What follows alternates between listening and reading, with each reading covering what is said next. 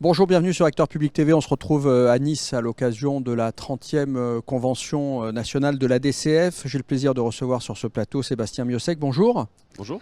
Vous êtes président de Quimperlé Communauté, spécialiste aussi des finances locales. C'est de ça dont on va parler sur le plateau. On est à un moment clé de la réforme de la fiscalité locale présentée par le gouvernement. Les choses se précisent et vont sans doute se fixer lors du PLF 2020 qui est en cours d'examen à l'Assemblée nationale puis au Sénat. Qui a le plus à perdre aujourd'hui avec la réforme de la taxe d'habitation, le remplacement de cette taxe d'habitation? Ce sont les intercos, les communes, les départements dans le dispositif qui est prévu par le gouvernement. Alors, je suis spécialiste, je ne sais pas, mais en tout cas, en effet, au sein de DCF, je travaille sur les questions de finances locales. Je pense évidemment au département, peut-être d'abord, parce qu'ils ils perdent un pouvoir de taux important, même si les régions semblent relativement satisfaites du transfert de TVA suite aux différentes évolutions des années passées aussi.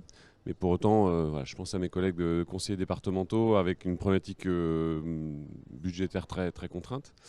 En ce qui nous concerne, nous on trouve que très logique de redescendre le foncier bâti vers les territoires, hein. C'est cohérent totalement avec nos compétences. On travaille commune, communauté sur l'aménagement de nos espaces et donc de récupérer de la fiscalité en lien avec cette compétence, ça nous paraît totalement cohérent.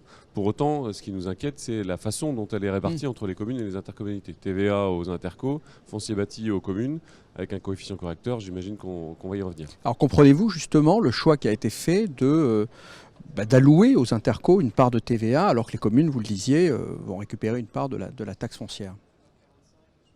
Alors oui et non, j'entends certains arguments, mais pour autant je trouve que la proposition elle n'est pas satisfaisante.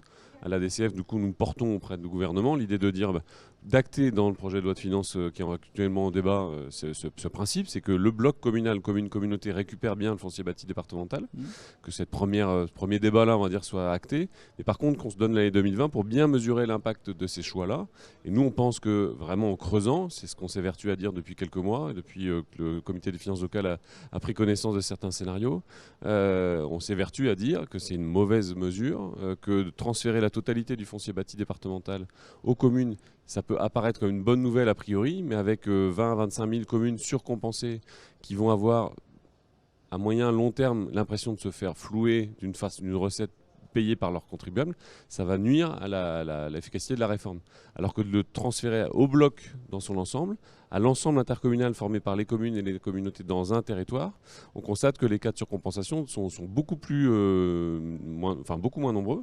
On a environ les 2 tiers des communes qui sont surcompensées, mais quand on va à l'échelle de l'ensemble intercommunal, commune plus communauté, on a environ 10 à 20% des intercos qui sont surcompensés. Alors quand vous expliquez ça aux membres du gouvernement, aux spécialistes gouvernementaux qui ont travaillé sur ces questions-là, qui ont proposé cette solution, la surcompensation massive pour les communes, qu'est-ce qu'ils vous disent? Ils vous disent non, ça ne sera pas le cas, c'est ce qu'on recherche, Alors, je ne suis pas le promoteur de la politique du gouvernement, donc il faudra demander au ministre du SOT. Non, mais quand si vous avez avancez l'occasion. vos arguments, sur la surcompensation, qu'est-ce qu'on vous répond? On a plusieurs retours. Par exemple, c'est plus simple d'attribuer des parts de TVA à 1200 intercommunalités qu'à 35 000 communes. Ou même 25 000 si on ne prend que les Ça, on peut le surcompensés. comprendre, oui. Oui et non. Sur le plan, Oui et non, parce que finalement, pour 1200 intercommunalités, on va avoir 0,000% d'un morceau de TVA national. Si on sait faire 1200 lignes dans un tableur Excel, on sait en faire 35 000 plus 1200. En soi, a priori, c'est pas plus compliqué. Après, on va aller chercher beaucoup de zéros dans la virgule, derrière la virgule, mais on saurait faire. Techniquement, c'est pas hyper compliqué. Même si, a priori, moi-même, je m'étais interrogé sur cette possibilité, mais bon, a priori, c'est pas très compliqué. Non, je pense qu'on est là plus dans l'effet du symbole. Ne nions pas que nous sommes à 4 mois des municipales et que peut-être que le gouvernement va ainsi dire aux maires rassurez-vous, vous n'êtes pas oubliés. Et je crois qu'il y avait besoin d'avoir un message rassurant auprès des élus locaux. Je suis moi-même maire en même temps qu'être président d'intercommunalité. Tous les élus intercommunaux sont aussi des élus communaux et donc on a besoin d'entendre de la part du gouvernement une considération du travail qu'on mène. Pour autant, je crains que le remède soit peut-être pas si bon, peut-être pas pire que le mal, mais pas si bon que ça. Donc il faut travailler, donnons-nous un peu de temps. Il n'y a pas d'urgence, le gouvernement a donné un temps assez long. Donc donnons-nous l'année 2020, tranquillement, passer les échéances électorales pour bien prendre conscience de la difficulté qui est posée par la proposition qui est actuellement sur la table.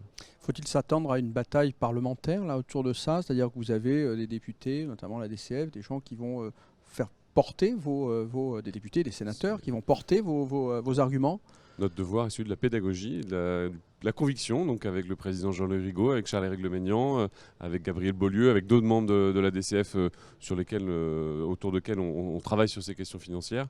On porte la voix de la DCF auprès des parlementaires. Donc, souhaitons que nous soyons Travail entendus. continu. On y travaille en tout cas, oui. Merci Sébastien Miossec d'avoir répondu à nos questions. Très bonne journée et bonne suite de congrès. Merci.